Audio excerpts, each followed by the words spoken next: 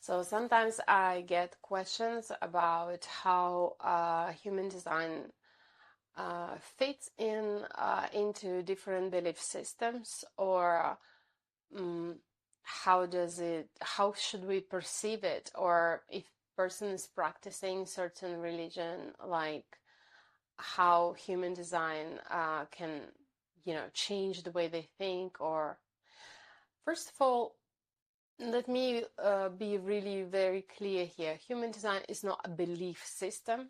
It's very practical knowledge on comparing your personal experience, your personal observations of who you actually are with the mechanics that offers us our chart. Like basically, we can say, if we study anatomy, yeah, and then we just look at how things work inside of our body, we don't just believe in it, but we actually see that, the joints work in a certain way and blood flows in a certain way. So for me, human design is first of all very mechanical. I don't see how observing and watching mechanics, same like anatomy of the body, knowing how things move, how they actually can impact somebody's belief system. I think absolutely not.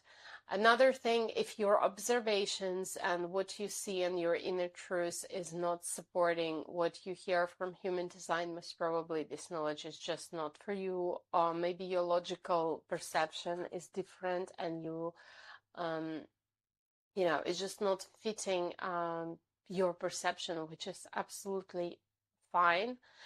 From human design, the most important and essential thing I would suggest for everyone who comes across this knowledge, just look at the strategy and authority. Just check if that kind of, just these 2 points, if they click with your personal experience about how you go around in life, if that makes sense. That little tiny bit of piece of practical information is the essence.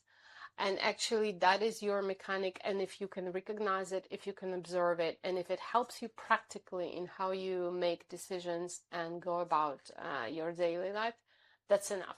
That's basically already enough. You don't need to know more and go through actual information. If just this practical bit and piece, how do I respond?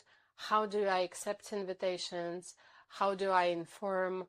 How do I wait for my decisions to come about? Like if any of that actually clicks with your personal experience and works for you in practice, that's just enough. In another way, I don't see how it can actually interact or interfere with the belief system. I want to give you also an example. There are doctors who use human design as well to understand maybe the things related to somebody's particular course of illness or sickness, because when you look at the body graph, you can see that there are centers, and they do actually correspond to the body organs and how energy flows in the body. So if somebody has an open heart, let's say, and they describe that they actually work under a lot of stress and pressure, and they need to achieve certain results on certain times, and the person already has a history of some heart diseases. Some doctors, they use this information to actually understand that this person is prone to have some kind of heart issues because their heart center is open, there is no stable energy right there. And then when they add instability from the outside and expectations from outside, it does affect this motor. If you had an open head center, from what I know, atmospheric pressure can affect you. If your root center is open, the stress and actually physical movement of environment affects the way you feel and how you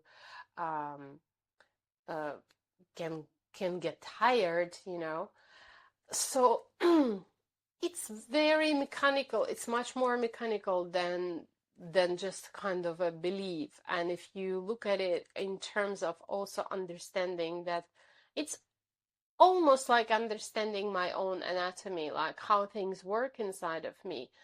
And maybe if I have blood pressure or atmospheric pressure affects me, would I be open to understand that mental pressure affects me, that when I'm in the stimulated environment, too much information that affects me as much as the change of the atmospheric pressure.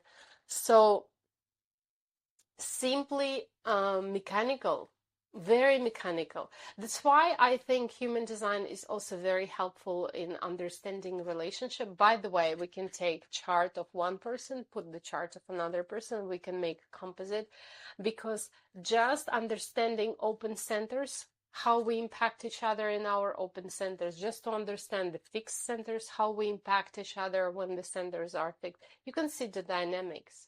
You can see how mechanically the energy actually works. And that's, I really, really like this expression. It's not personal, it's just mechanical. So you feel maybe intimidated, or you feel certain things in the presence of the other person, not because that's their a strategy or they really want you to feel like this. Oh, it's just because their mechanics is like this. And in your open centers, this is how you experience them. You experience their presence. It doesn't actually mean they're doing something. Which very often when I see the person for the first time, I just already like observe and analyze in like my scanning, ability. Like how exactly do I feel in the presence of this person first, like how this person impacts me. I even can recognize which of my open centers resonate, like where do I feel most vulnerable. Maybe I start feeling emotional in the presence of this person. That doesn't mean this person is actually, you know, uh, feel somehow about me. No, they just have a defined emotional center. My center is open, so I'm starting to digest their emotions. I'm just feeling whatever they're going through right now. It's nothing to do with me. There's nothing, it's not a message they're sending me.